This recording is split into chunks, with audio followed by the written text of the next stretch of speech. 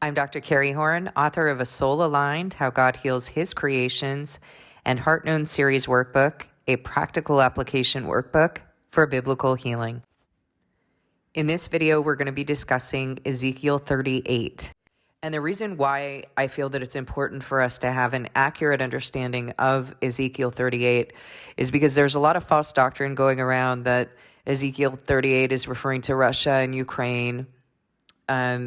We need to have a better understanding of this. There are just so many false teachers out there who do not understand the Word of God. So let's take a look at it together.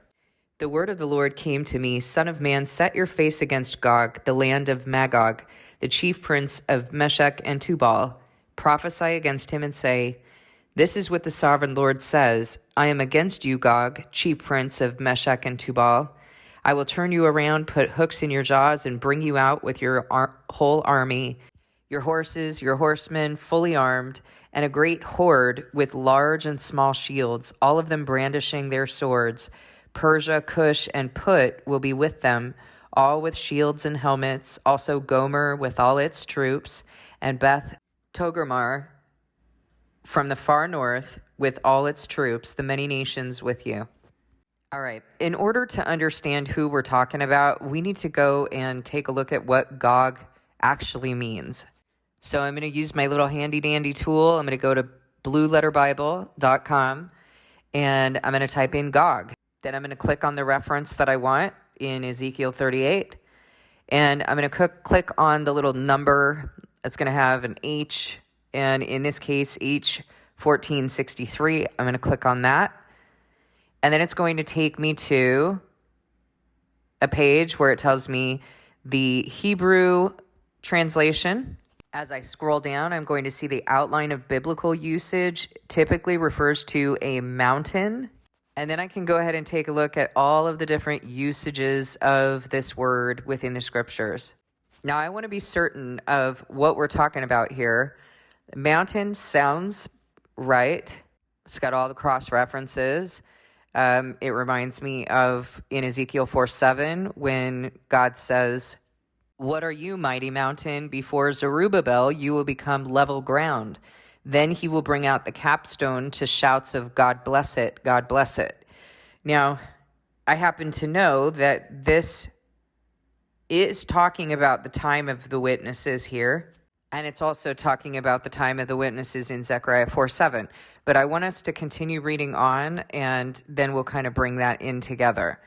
Now, I want to be certain of the definition of this word. So I'm going to look and see in Hitchcock's Bible Dictionary what they have to say about it. So in Hitchcock's Bible Dictionary, I see that Gog means roof or covering. So we have mountain, roof, or covering. So it's a big power, and it is covering for something. The other thing I want to point out to you here in this passage that I just read is the last sentence or the last statement, the many nations with you. So this makes a little bit more sense, doesn't it? Because Russia doesn't have many nations with it. But you know what does? NATO as a covering, as a mountain, as a large power. And it just so happens that I have been talking with you about NATO for at least about a week now. The rise of this political and military superpower that everyone is going to turn to and say and worship the beast and say, who is like the beast? Who can wage war against it? So now let's read the passage again and see if it makes a little bit more sense with this understanding. The word of the Lord came to me, Son of man, set your face against Gog, so covering, power, mountain, of the land of Magog, the chief prince of Meshech and Tubal. Prophesy against him and say, This is what the sovereign Lord says. I'm against you, Gog, prince of Meshech and Tubal. I will turn you around, put hooks in your jaws, and bring you out with your whole army, your horses, your horsemen, fully armed, and a great horde, with large and small shields, all of them brandishing their swords. Persia, Cush, and Put will be with them, all with shields and helmets. Also Gomer with all its troops, and Beth Togarmah from the far north with all of its troops, the many nations with you. Get ready, be prepared, you and all the hordes gathered about you, and take command of them. After many days you will be called to arms. In future years you will invade a land that has recovered from war, whose people were gathered from many nations to the mountains of Israel, which had long been desolate. They had been brought out from the nations, and now all of them live in safety. You and all your troops and the many nations with you will go up, advancing like a storm. You will be like a cloud covering the land. Okay, so let's talk about this for a minute.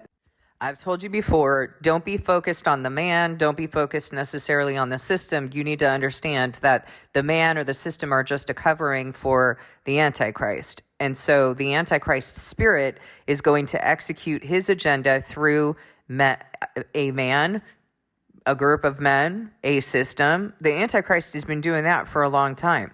So he's always using a cover for that, right? In this particular case, the beast is starting out as this group of many, right? Covenant with many. Different kings, different kingdoms coming together. That's the covering. That's the mountain. But really who God's talking to is the Antichrist. That's who his beef is with. All right, so he says, after many days you're going to be called into arms. In future years you're going to invade a land that has recovered from war, whose people were gathered from many nations to the mountains of Israel, which had long been desolate. Now look, God is pulling his people where? From where? Out of the nations, and he's gathering them to the mountain of Israel, isn't he? And he's doing that through his witnesses. His witnesses are harvesting his people and gathering them to the mountain of Israel. Literal Israel? No. Spiritual Israel. Spiritual land. Remember that God used tangible objects in order to help us to understand spiritual symbolism. Now we're expected to understand that. We're not supposed to be looking at Jerusalem or the land of Israel and saying, the temple's going to be built any minute now, even though they're in constant war. We're supposed to understand that we're the temple, we're Israel, we're Jerusalem. So I can tell you personally that I see that when people are being gathered out of the nations, or as they are being gathered out of the nations, they're going to recover from the spiritual war that was waged on them. They're brought out of the nations to live in safety. They are established, and then he's going to bring his troops, and then many nations with him will go up, advancing like a storm, and be like a cloud covering the land.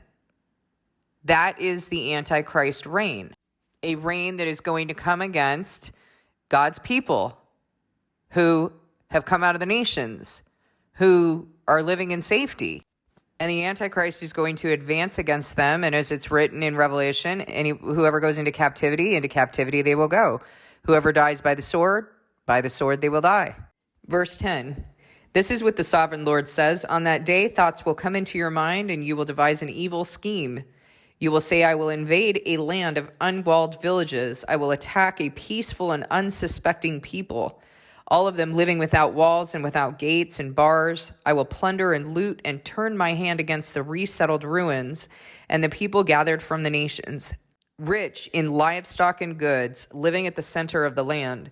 Sheba and Dedan and the merchants of Tarshish and her villages will say to you, have you come to plunder? Have you gathered your hordes to loot, to carry off silver and gold, to take away livestock and goods, and to seize much plunder? Therefore, Son of Man, prophesy and say to Gog, this is what the sovereign Lord says. In that day, when my people Israel are living in safety, will you not take notice of it? You will come from your place in the far north, you and many nations with you, all of them riding on horses, a great horde, a mighty army. You will advance against my people Israel like a cloud that covers the land. In days to come, Gog, I will bring you against my land, so that the nations may know me when I am proved holy through you before their eyes. So God is bringing him against his people. Why? There are going to be people who are here during that latter half of the 7-year period who have the seal of God on them. There are also going to be people who killed God's prophets, who killed his witnesses, and have been handed over to this spirit of the Antichrist. So God has already sent his witnesses, sent his trumpets, and now he's handing them over to the spirit they've chosen. He says he is bringing them against his people. And God doesn't do that unless his people have chosen that spirit. And let me help you understand something. God's judgment, these things that are brought globally. They're not just brought in one part of the world, at least not in the end times. They're brought globally. Verse 17, this is what the sovereign Lord says. You are the one I spoke of in former days by my servants, the prophets of Israel. At that time, they prophesied for years that I would bring you against them. This is what will happen in that day. When Gog attacks the land of Israel, my hot anger will be aroused, declares the sovereign Lord. In my zeal and fiery wrath, I declare that at that time, there shall be a great earthquake in the land of Israel. The fish in the sea, the birds in the sky, the beasts of the field, every creature that moves along the ground, and all the people on the face of the earth will tremble at my presence. The mountains will be overturned, the cliffs will crumble, and every wall will fall to the ground. I will summon a sword against Gog on all my mountains, declares the sovereign Lord. Every man's sword will be against his brother. I will execute judgment on him with plague and bloodshed. I will pour down torrents of rain, hailstones, and burning sulfur on him, and on his troops, and on the many nations with him. And so I will show my greatness and my holiness, and I will make myself known in the sight of many nations. Then they will know that I am the Lord. Now we're going to continue on to chapter 39 because we want to be sure about who he's talking about. Son of man, prophesy against Gog and say, this is what the sovereign Lord says. I am against you, Gog, chief prince of Meshech and Tubal. I will turn you around and drag you along. I will bring you from the far north and send you against the mountains of Israel. Again, sending you against the mountains of Israel. Then I will strike your bow from your left hand and make your arrows drop from your right hand. On the mountains of Israel you will fall, you and all your troops and the nations with you. Now I want to show you something. I'm going to show you something in Job. So Job 41, God says, can you pull in Leviathan with a fish hook or tie down its tongue with a rope? Can you put a cord through its nose or pierce its jaw with a hook? Will it keep begging you for mercy? Will it speak to you with gentle words? Same wording God is using here. God is just pulling this Gog around with a hook, back and forth. I'm going to send you against the mountains, then I'm going to punish you. Then I'm going to send you against the mountains, then I'm going to punish you. Who's in control? God or Leviathan? God or Gog? God is sovereign. He sends all these things. Okay, so he has sent Gog against the mountains of Israel. And then in verse 4, it says, on the mountains of Israel, you will fall, you and all your troops, and the nations with you. I will give you as food to all kinds of carrion birds and to wild animals. You know what that sounds like? Sounds a little like Revelation. Revelation 21:17. And I saw an angel standing in the sun who cried in a loud voice to all the birds flying in midair, come, gather for the great supper of God, so that you may eat the flesh of kings, generals, and the mighty, of horses and their riders, and the flesh of all people, free and slave, great and small. Then I saw the beast and the kings of the earth and their armies gathered together to wage war against the rider on the horse and his army. But the beast was captured, and with it the false prophet, who had performed the signs on its behalf. With these signs, he had deluded those who had received the mark of the beast and worshipped its image. The two of them were thrown alive into the fiery lake of burning sulfur. The rest were killed with the sword coming out of the mouth of the rider on the horse, and all the birds gorged themselves on their flesh. Are you seeing some parallels here? So again, verse 4 of Ezekiel 39. On the mountains of Israel, you will fall, you and all your troops and the nations with you. I will give you as food to all kinds of carrion birds and to the wild animals. You will fall in the open field, for I have spoken, declares the sovereign Lord. I will send fire on Magog and on those who live in safety in the coastlands, and they will know that I am the Lord. I will make known my holy name among my people Israel. I will no longer let my holy name be profaned, and the nations will know that I, the Lord, am the Holy One of Israel. It is coming. It will surely take place, declares the sovereign Lord. This is the day I have spoken of. Okay, so he's already told us twice that this is a day that his prophets have prophesied about. It is the day that he has spoken of. We got to figure out what day that is. Verse 9.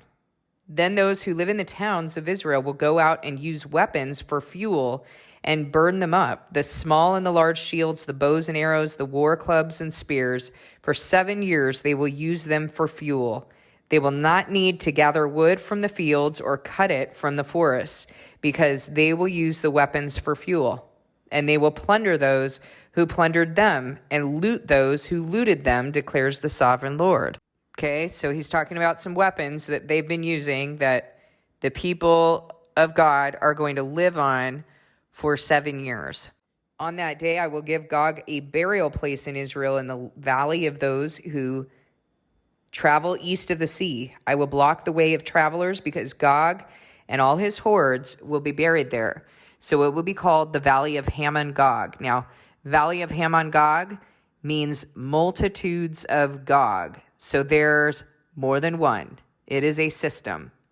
For 7 months, the Israelites will be burying them in order to cleanse the land. All the people of the land will bury them. And the day I display my glory will be a memorable day for them, declares the sovereign Lord. People will be continually employed in cleansing the land. They will spread out across the land, and, along with others, they will bury any bodies that are lying on the ground. After the 7 months, they will carry out a more detailed search. As they go through the land, anyone who sees a human bone will leave a marker beside it until the gravediggers bury it in the valley of Hamon Gog, again, multitudes of Gog, near a town called Hamona. And so they will cleanse the land. Son of man, this is what the sovereign Lord says. Call out to every kind of bird and all the wild animals. Assemble and come together from all around to the sacrifice I am preparing for you, the great sacrifice on the mountains of Israel. There you will eat flesh and drink blood. You will eat the flesh of mighty men and drink the blood of the princes of the earth, as if they were rams and lambs, goats and bulls, all of them fattened animals from Bashan. At the sacrifice I am preparing for you, you will eat fat till you are glutted and drink blood till you are drunk. At my table you will eat your fill of horses and riders, mighty men and soldiers of every kind, declares the sovereign Lord. I will display my glory among the nations, and all the nations will see the punishment I inflict and the hand I lay on them. From that day forward, the people of Israel will know that I am the Lord their God, and the nations will know that the people of Israel went into exile for their sin, because they were unfaithful to me. So I hid my face from them and handed them over to their enemies, and they all fell by the sword. I dealt with them according to their uncleanness and their offenses, and I hid my face from them. Are you hearing this? God is saying that he sent his people into exile. Why? Because he was angry with them, because of their sin, because they were unfaithful to him, because they were messing around in counterfeit churches and ingesting false doctrine, because they were being friends with his enemy, the world. So he hid his face from them and let them go into exile, handed them over to their enemies, and they all fell by the sword. Therefore, this is what the sovereign Lord says. I will now restore the fortunes of Jacob and will have compassion on all the people of Israel, and I will be zealous for my holy name. They will forget their shame and all the unfaithfulness they showed toward me when they lived in safety in the land with no one to make them afraid. When I have brought them back from the nations and have gathered them from the countries of their enemies, I will be proved holy through them in the sight of many nations. Then they will know that I am the Lord their God. For though I sent them into exile among the nations, I will gather them to their own land, not leaving any behind. I will no longer hide my face from them, for I will pour out my spirit on the people of Israel, declares the sovereign Lord. So there's two messages here that are really interesting to me. One message being that during the 7 years, God is going to provide for them. He's going to take care of them. And then on the other hand, he's also handing them over to their enemies. So this is both a God who is faithful, loving, and also punitive. He is going to punish his people. He is going to execute wrath on his people for not being faithful to him. And the section I find really interesting is chapter 39, verse 9. Then those who live in the towns of Israel will go out and use the weapons for fuel and burn them up, the small and large shields, the bows and arrows, the war clubs and spears. For 7 years they will use them for fuel. They will not need to gather wood from the fields or cut it from the forest, because they will use the weapons for fuel. And they will plunder those who plundered them and loot those who looted them, declares the sovereign Lord. So it sounds like the very things that this Gog, this system, established in order to loot and plunder God's people, is going to be used against them. That's actually what God's people are going to be feeding on, that, using that for fuel. And I find that so interesting, because I got to tell you, when he first started talking to me, one of the things that he said to me, and I didn't know the word yet, but one of the things that he said to me was that I remember writing a covenant with him, and he had told me to write a vision, what it was that I wanted, and to petition him. So I did that. I wrote down what it was that I wanted. One of the things that and of course, I want you to understand that when we do that, when we petition God, it's not like we're telling God, okay, here's what I want, now give it to me. It doesn't work like that. We are petitioning him, and then we are letting that go. We are trusting that whatever it is God's going to do, he's going to do it so much better than we can even envision it. But he does require us to take the responsibility of identifying what it is that we do want, and then working our hearts into whatever he's going to do. But one of the things that I wrote was that I wanted to be able to, gosh, this is so funny to think about this right now. I wanted to be able to have some sort of a training institution. And of course, I would have no idea that I would be training up disciples, right? In the role of disciple maker, and then those disciples would become disciple makers. So again, I said training institution. I was thinking training psychologists, and now that's the last thing I want to do. But God says, I've got a plan for you, and that very desire that I placed in your heart, I'm going to use it. One of the other things that I wrote was I did not want to be beholden to insurance companies or any system that requires me to submit to them, requires me to do busy work that takes away from actually helping God's people, requires me to do treatments that are absolutely not helpful, or anything else. I don't want to be beholden to any system, particularly one that has interests that are in opposition to God. And the thing God said to me, and I'm not even kidding about this, is that he said, those insurance companies will be at your mercy. Now, I sound like a lunatic saying that right now because it hasn't happened, but I know it's going to happen. I know that in the day of incurable disease that God talks about, remember he talks in the Bible about, can men have babies? Well, then why are they walking around with their hands on their bellies in pain? I know that in the day of incurable disease, those insurance companies are going to be at the mercy of God's people. And we will be using that for fuel. The very thing that was used in order to oppress and plunder and loot and destroy our temples, we will be plundering and looting those very weapons, because only God's people are going to be able to heal by the power of the Holy Spirit in them. So that's what I hear from that verse. We're not going to need to gather the wood from the fields or cut it from the forest, because we will use the weapons for fuel. So this is going to be a wild time. But look, if you're listening to what I'm reading, God's in control of this whole thing. He knows who he's sending into captivity. He knows who's going to be working for him. He is dragging this system, this Gog, back and forth by a hook. He's sending them against the mountains of Israel. And then he's striking his bow from his left hand and making his arrows drop from his right hand. God is sovereign.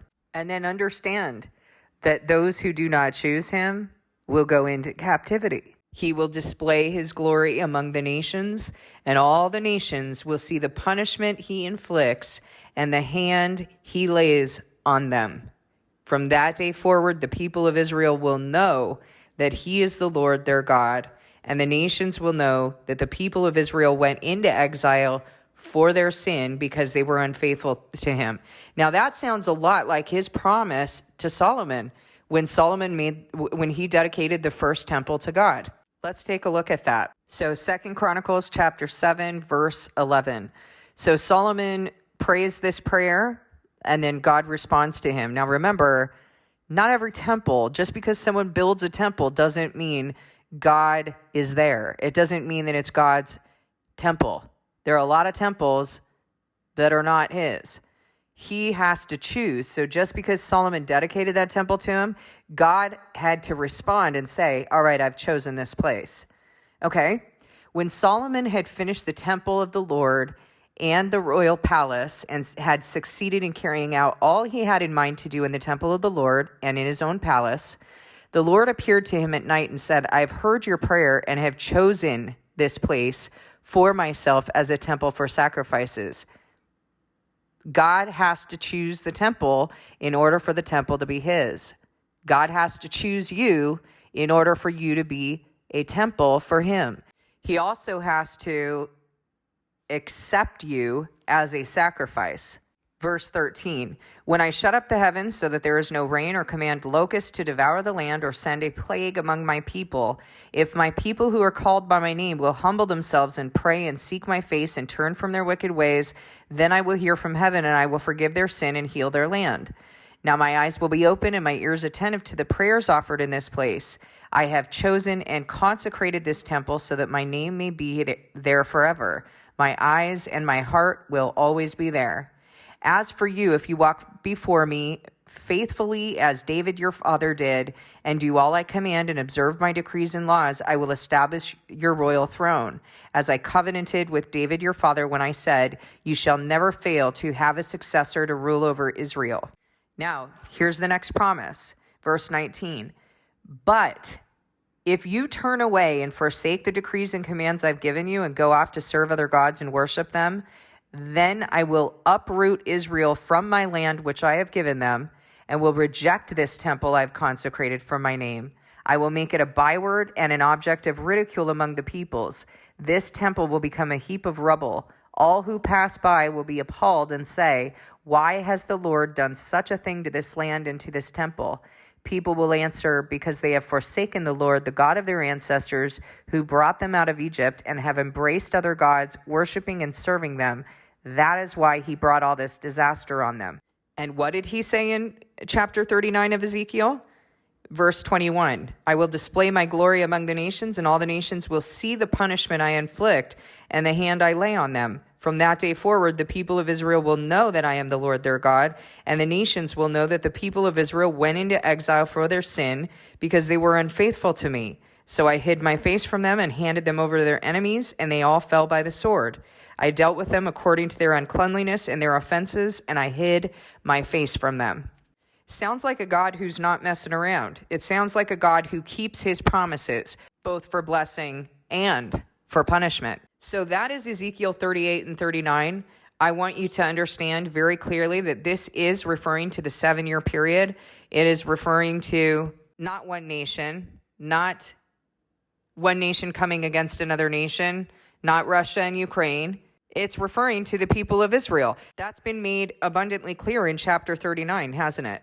Gog is a mountain or a covering. It is a power, and it is covering up the Antichrist spirit. God is taking Leviathan by that fish hook and dragging him around, isn't he? Same imagery that we see in Job. These are the multitudes of Gog, the valley of Hamon-Gog, meaning multitudes of Gog. This is more than one. It is a system.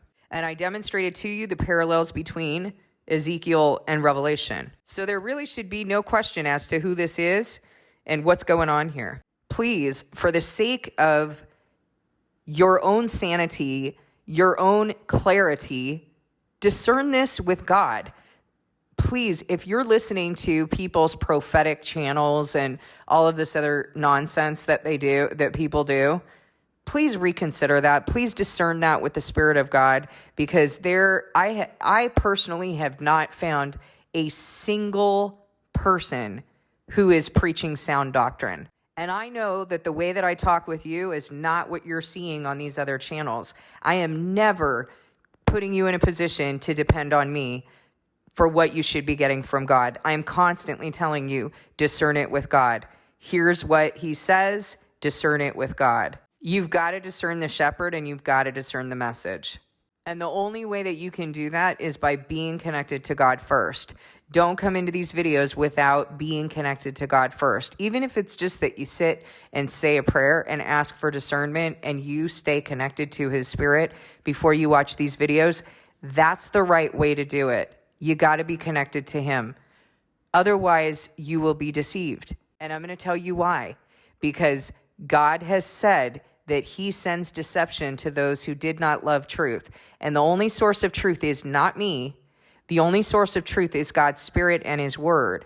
So you got to be careful. Even if you've discerned me to be a shepherd of God, a messenger of God, speaking on his word, I'm still human. And even if I'm speaking correctly, God will deal with you on idolatry or placing others before him. So don't fall into that pitfall. Don't stumble on that stumbling block.